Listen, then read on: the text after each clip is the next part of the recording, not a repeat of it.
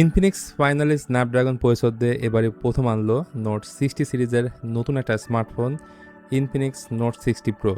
বাংলাদেশ মার্কেটে এই ফোন একটা ভেরিয়েন্টে পাওয়া যাবে 8 256 GB। দামের ব্যাপারটা নিয়ে একটু পরে বলছি, বাকি জিনিসগুলো নিয়ে চলেন আগে ডিসকাস করি। তো মূল ভিডিওতে যাওয়ার আগে একটা ছোট রিকোয়েস্ট, যদি আপনি এই চ্যানেলে নতুন হয়ে থাকেন please hit the subscribe button, আর যদি অলরেডি সাবস্ক্রাইব করে থাকেন থ্যাংক ইউ সো মাচ। বাংলাদেশে এই ফোন টোটাল 3টি কালারে পাবেন। ফোনটার সামনে পেছনে দুই দিকে থাকছে গ্লাস এবং মাঝখানে অ্যালুমিনিয়াম ফ্রেম। ইনফিনিক্স যেটাকে বলছে অ্যারোস্পেস গ্রেড অ্যালুমিনিয়াম। ভালো বিষয় হচ্ছে আইফোনের মতো এবার কর্নার এরাগুলো থাকছে রাউন্ড শেপের। আইপি রেটিংয়ের বেলায় জাস্ট দেওয়ার দরকার তাই দিয়েছে IP64 রেটিং। স্পেশালি ক্যামেরা মডিউলে তারা নতুন এক ধরনের টেকনোলজি ইমপ্লিমেন্ট করছে, তা হচ্ছে অ্যাক্টিভ ম্যাট্রিক্স ডিসপ্লে। এটা ছোট্ট একটা ডিসপ্লে বাট অনেক কাজের। ডিসপ্লে হোম স্ক্রিন থেকে এটাকে অন অফ করতে পারবেন, যেটা আমরা এই সেম জিনিসটা প্রথম দেখছিলাম নাথিং ফোন 3 ওই স্মার্টফোনে। ডিভাইসটির উপরের অংশে রয়েছে dual stereo speaker with sound by JBL। তার পাশে আছে আয়ার ব্লাস্টার, মানে এই ফোন দিয়ে টিভি বা এসি কন্ট্রোল করতে পারবেন। এবং তার পাশে আরেকটা জিনিস আছে নয়েজ ক্যান্সেলেশন মাইক। বাম পাশে আছে ওয়ান ট্যাপ বাটন, যেটা লং পেসে নেটফ্লিক্স সহ স্পেসিফিক ফিচারগুলো ওপেন করতে পারবেন। এর ঠিক বিপরীত পাশে আছে হেলথ মেজারমেন্ট সেন্সর, আর নিচে রয়েছে speaker grill, Type-C port, primary mic এবং সিম কার্ড স্লট। এখানে শুধুমাত্র দুটো ন্যানো সিম কার্ডই আপনারা ইউজ করতে পারবেন। এই ফোনটার আর একটা স্ট্রং পার্ট হচ্ছে এটার ডিসপ্লে। সামনের দিকের বেজেলগুলোর দিকে তাকালে কোনো অ্যাঙ্গেল থেকে বোঝার উপায় নাই এটা একটা মিড বাজেটের স্মার্টফোন। আইফোন 17 প্রো ম্যাক্সের একটা ভাইব দেয়। 144 হার্জ হাই রিফ্রেশ সাথে এই ফোনের ডিসপ্লে সাইজ 6.78 ইঞ্চ, যা মূলত 1.5K রেজলিউশনের একটা 10-বিট অ্যামোলেড প্যানেল এবং রেজলিউশন হচ্ছে 1208x2644 পিক্সেল।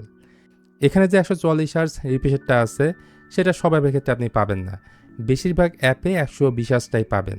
তবে খুবই স্মুথ এই ডিসপ্লেটা। অন্যদিকে কালার রিপ্রোডাকশন যথেষ্ট ভালো, ওয়াইড অন এলনের সাপোর্ট রয়েছে, pick brightness 4500 nits. Green line আসবে কিনা এই মুহূর্তে বলাটা কোনোভাবে পসিবল না। তবে এই ফোনে JBL এর ডুয়েল স্পিকার থাকায় যারা মিডিয়া কনজাম্পশন করবেন তারা লাউড একটা সাউন্ড পাবেন। আর এই ডিসপ্লেকে প্রোটেকশন করছে কর্নিং গোরিলা গ্লাস 7i এবং থাকছে optical in display fingerprint scanner. In fact এই ডিসপ্লে উপরে থাকছে অলওয়েজ অন ডিসপ্লে ফিচার এবং কনসোলের মধ্যে থাকছে ডাইনামিক প্যাড। তো শুরুতে বলছিলাম যে এই ফোনের মধ্যে ভালো একটা প্রসেসর ব্যবহার করা হয়েছে, সেটা হচ্ছে Qualcomm Snapdragon 7s Gen 4, যেটা TSMC-র 4nm থ্রেডের উপর বিল্ড করা, এবং Adreno 810 হলো এটার GPU। UFS 2.2 টাইপের স্টোরেজ আছে এবং LPDDR5X র্যাম টাইপ আছে। এই ফোনটা থেকে 9.5 লাখের আশেপাশে আন্তর্জাতিক স্কোর পাওয়া গেছে।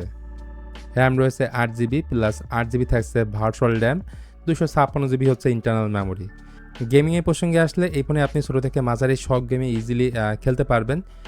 আর গেম খেলার সময় ফোনটা যেন গরম কম হয় তার জন্য এখানে 4758mm স্কোয়ারের একটা বড় সাইজের ভ্যাপার কুলিং চেম্বার এখানে ব্যবহার করছে।